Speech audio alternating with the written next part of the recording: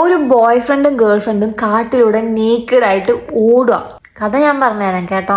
ഇത് കേട്ട real story ആണ് നിങ്ങൾ വിശ്വസിക്കില്ല, പക്ഷെ ഇത് റിയൽ സ്റ്റോറി ആണ്. ജൂലിയാനും കാരോലൈനും ബോയ് ഫ്രണ്ടും ഗേൾ ഫ്രണ്ടാ. ഈ ബോയ് ഫ്രണ്ട് ആണെങ്കിൽ ഭയങ്കര റിലീജിയസ് ആണ്, പള്ളിയിലൊക്കെ പോകും, അങ്ങനത്തെ ഒരു പയ്യനാണ്. കാരോലൈനും അതുപോലെ തന്നെ ഭയങ്കര റിലീജിയസ് ആണ്. അതുകൊണ്ട് തന്നെ ഇവര് തമ്മിൽ ഒരു തീരുമാനം എടുത്തിട്ടുണ്ടാവും, കല്യാണത്തിന് ശേഷം മാത്രം സെക്ഷൽ റിലേഷൻഷിപ്പിലേക്ക് നമ്മൾ കടക്കുള്ളൂ എന്ന്.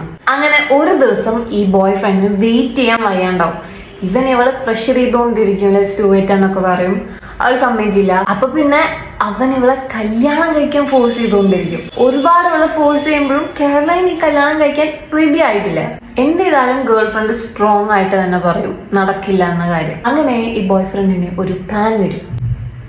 ഒരു ദിവസം ഈ ബോയ് ഫ്രണ്ടും ഗേൾ ഫ്രണ്ടും ട്രാവൽ ചെയ്തുകൊണ്ടിരിക്കുക, ലൈക് റോഡ് ട്രിപ്പ് എന്തോ നടത്താം. ഇങ്ങനെ കൺട്രി സൈഡിലൂടെ വണ്ടി ഓടിച്ചു പോകുമ്പോൾ ജൂലിയൻ ഒരു മൃഗത്തിനെ കാണും, റോഡ് സൈഡിൽ കിടക്കുന്നതാണ്. അയ്യോ അവിടെ ഒരു ആനിമൽ, അതിനെ നോക്കിയിട്ട് വരാന്നുള്ള പോലെ ആളെ ഇറങ്ങി കാട്ടിലേക്ക് ഇറങ്ങും. കാട്ടിലേക്ക് ഇറങ്ങി കഴിയുമ്പോൾ പെട്ടെന്ന് ഒരു ഗ്രൂപ്പ് ഓഫ് ആൾക്കാർ ഇവനെ ഹോൾഡ് ചെയ്യും. ഇതേ സമയം ആ കാറിന്റെ അവിടെ വേറൊരാൾ വന്നിട്ട് കാരോലൈനെ കാറിനകത്ത് നിന്ന് എടുത്ത് അവളുടെ കൈയും കാലും ഒക്കെ കെട്ടി അവളെ ഡ്രസ്സ് കീറി മുറിച്ച് കളഞ്ഞ് അവളെ കാറിന്റെ ബാക്കിൽ എത്തിയിട്ട് ഒരുപാട് ദൂരം ഡ്രൈവ് ചെയ്യും.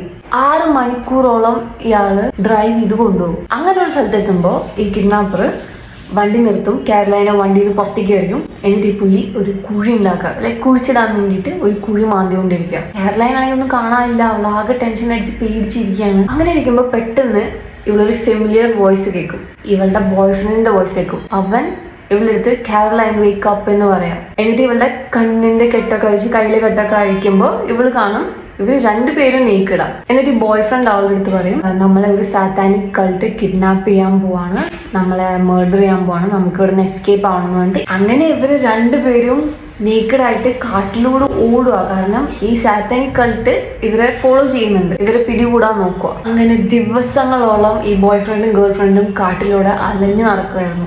ആൻഡ് ഈ ബോയ് ഫ്രണ്ട് ഒരു മാട്രസും പീനട്ട് ബട്ടറും ഒക്കെ എടുത്തു വെച്ചിട്ടുണ്ടായിരുന്നു. അപ്പൊ അവർക്ക് ഈ സാധനം യൂസ് ചെയ്യാനുള്ളത് കിട്ടി. പക്ഷെ ഈ കാട്ടില് നീക്കഡായിട്ട് ഇവർക്ക് തണുപ്പടിക്കും.